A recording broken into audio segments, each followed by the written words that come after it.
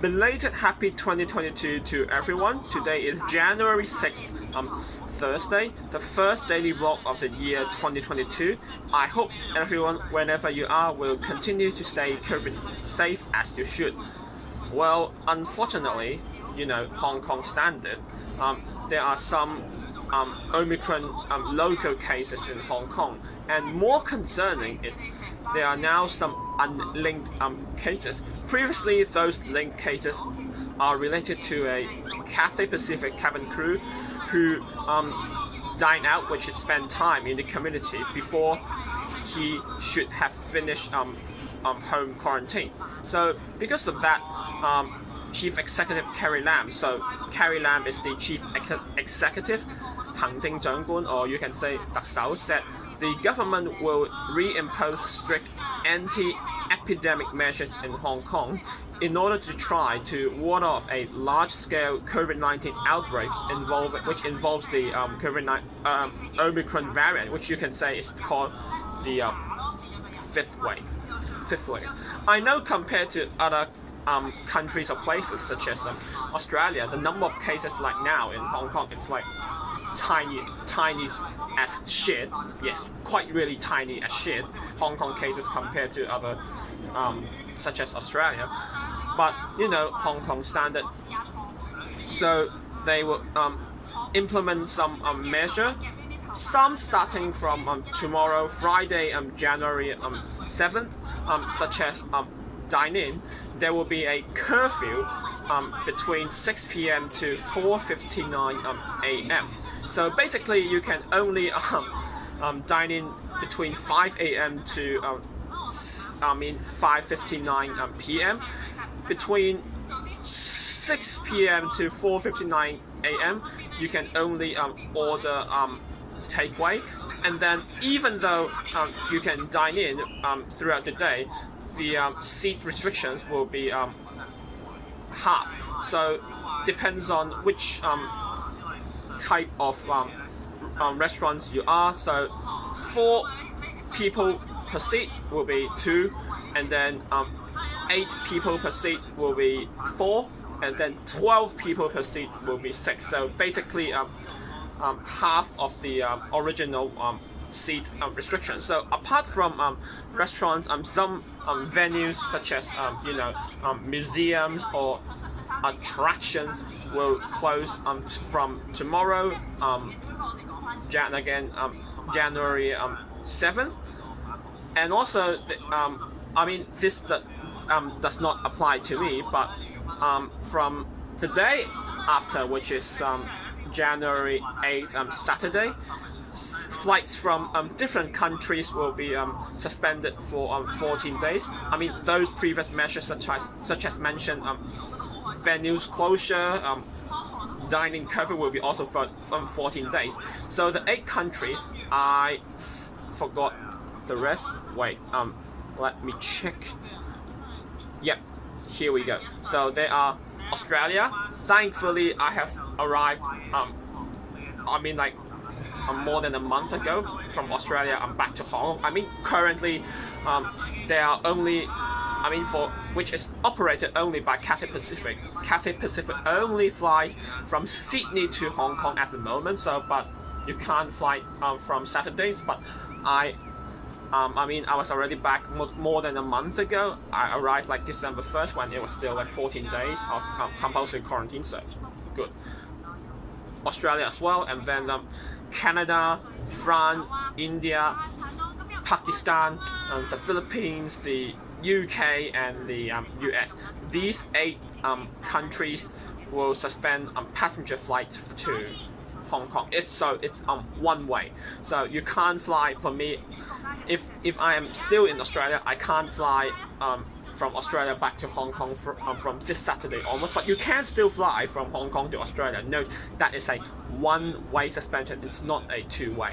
Okay, so basically this video, today it's January 6th, right? I will kind of show you what I do, especially, or to take time to treasure to visit some venues before the closure tomorrow 14 days. I mean, not only visiting some attractions, but I think I will also go bowling again, because although it's quite recent, but you don't really know how long it will actually close. It is at least for 14 days for now, until January 20th, which is two weeks after. Hopefully it will be 14 days, but you don't really know, based on the decisions or the actions by Hong Kong government, how long will these some sort of restrictions be. So basically I would again visit some attractions, bowling, and then dine in. Note that you can still even though from tomorrow onwards you can still dine in throughout the day between 5 a.m. to 5:59 p.m. It's just a matter that you cannot dine in. You can only order takeaway from tomorrow onwards between 6 p.m. and 4:59 a.m. and I will show you more later on. So it's now a few minutes past 12 in the afternoon, and now I'm outside Sky 100 天際100. So including attractions, it will be closed from tomorrow onwards for 14 days. So that's why I got the chance. Yes, Hong Kong observation deck should be the highest one in terms of building. Yes, got the chance to visit before it's closed. It will be closed tomorrow for at least 14 days. So today it's January 6th again, Thursday. Not yet closed. It's actually in Yuen Fong, the shopping center element. So from where I live, Yuen Long, I just now took the Tsuen line and then changed trains at Nam Chong with the Tung Chung line, and then from to Kowloon. So from Yuen Long it's Kam Sheung Road, and then Tsuen Wan West Mayfield, and then Nam Chong. And then Nam Chong is just Olympic, and Kowloon then it's just a couple minutes walk from the station through the shopping mall elements to this exit or entry of the Sky 100. Fun fact, well, I mean not so fun fact, if it's not the first time for you to visit Sky 100, the ticket center Kumo Daitong is one floor behind the actual entrance for the building into Sky 100. So you need to take the escalator down to the there where two ladies there, and then you will pay for your ticket. In case you have some large items, you will need to store in these different lockers. So as you can see, for medium, I think like me, that's for the first 2 hours it's $20. Every hour it's 10 hours, so it's basically $10 per hour, but you need to pay for the first two on average. And now I would head back upstairs and then to actually enter the building all the way up to the top to see the view of Hong Kong, mostly Kowloon and Hong Kong Island from the top of the attraction. This one called Sky 100 in the elements in Kowloon. See you up there.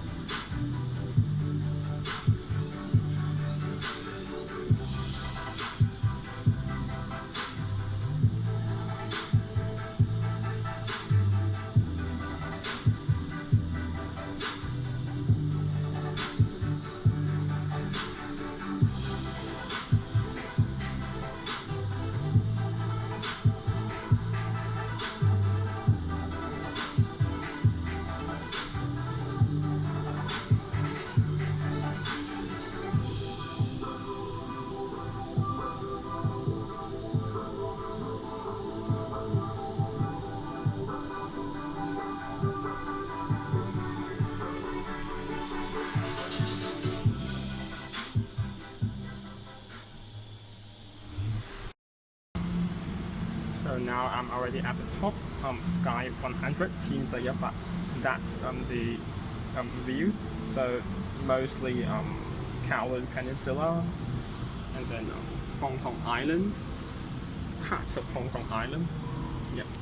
And then for your information, there are some some instructions for you to refer to in terms of attractions, ferry, cruise terminal, recreational hotel, some iconic building, road, shopping mall, and also a museum across Kowloon and also Hong Kong Island. So when you look, you can easily point it out where they refer to. Well, I'm wrong. Sky 100 actually provides you a 360-degree view, so that's not only other parts of Kowloon, but also some parts of new territories. Here is the rest of Kowloon. Thankfully, the weather is pretty good. You see, not much cloud, sunny day, nice, which provides you pretty good sightseeing view, although you are indoors. But today's weather condition is favorable, thank goodness, before the closure from tomorrow, which is, will be at least for 14 days, 2 weeks. Another fun fact, Sky 100 is based in International Commerce Center, ICC, and according to Council on Tall Buildings and Urban Habitat, 世界高層建築與都市人居學會. As you can see, Sky 100, it belongs to International Commerce Center. It's the tallest building in Hong Kong, 9th in the world, and also 7th in Asia. So here are the rest of the so-called tallest building in the world, or in Asia at least. Again, Sky 100 belongs to International Commerce Center, ICC, and it's the 9th tallest building in the world, 7th tallest building in Asia, and again, the tallest building here in Hong Kong. So other directions were blocked by something, I don't know what, but if you are Hong Kong resident, if you live in Hong Kong, you should know without these descriptions as well. So these are the rest of them. Again, in terms of attractions, ferry, cruise terminal, hotel, iconic building, and some road. The rest of Hong Kong.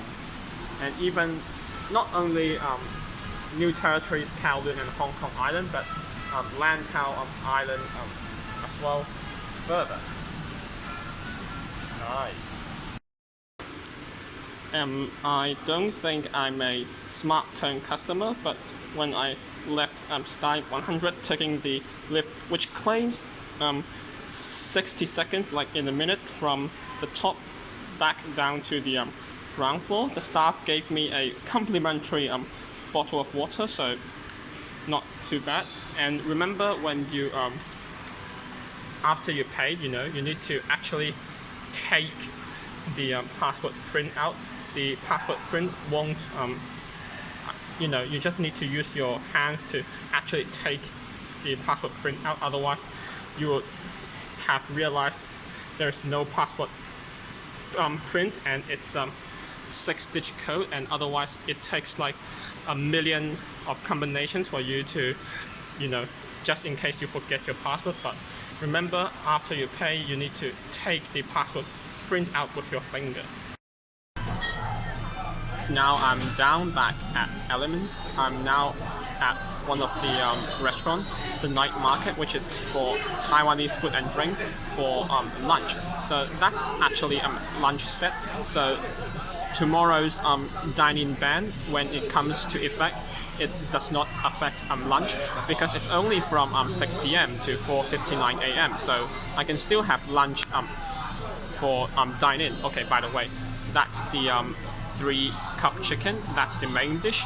So the lunch set is for most of the main dish, such as 3-cup chicken, sambui gai, you can choose what kind of rice. For me, it's I chose a pork sauce rice, which is 滷肉飯.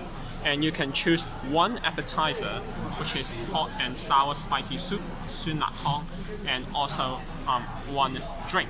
So for drink, I chose iced black tea, 紅茶. So that's the mechanism. Choose one main dish, 3-cup chicken, with what kind of rice? Pork sauce rice, and then with one appetizer, hot and sour spicy soup, and drink iced black tea. Venues such as bowling center will also close for at least 14 days, or you can say 2 weeks from tomorrow, January 7th, Friday. So today again, January 6th, Thursday, I will go for bowling again, and this bowling, it's in荃灣. It's called dacosbowling, but the closest MTR station is from Taiwo House, which is the red bus further up there. That's Taiwo House station. So from Kowloon, Tongchong line again, Olympic, Namchong, and then Lai King. Change at Lai King for Chunman line, then Kwai Fong, Kwai Hing, and then Taiwo House. US Dacosbowling Center Limited. So this is what I do on January 6th, Thursday, especially before some restrictions imposed from tomorrow, January 7th, Friday. So basically from tomorrow onwards for bracket at least 14 days. Attractions like Sky 100 and entertainment venues such as Darko's bowling center will be closed. Yes, they need to be closed.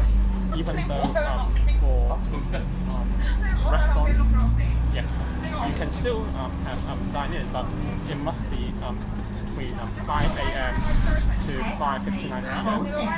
If it's between 6 p.m. to 4:59 a.m., you need to be takeaway only. So just now I had lunch, and it's lunch set. So basically, what I ate just now for lunch is basically for lunch only. So it won't be affected, even though the restrictions will be imposed from tomorrow. Hopefully, this daily vlog will be helpful for those who want to know more about, especially so-called the 5th wave of COVID-19 in Hong Kong, which leads to some tightening social distancing measures here in Hong Kong. Some of them that I showed in the video are, like for example, not all of them.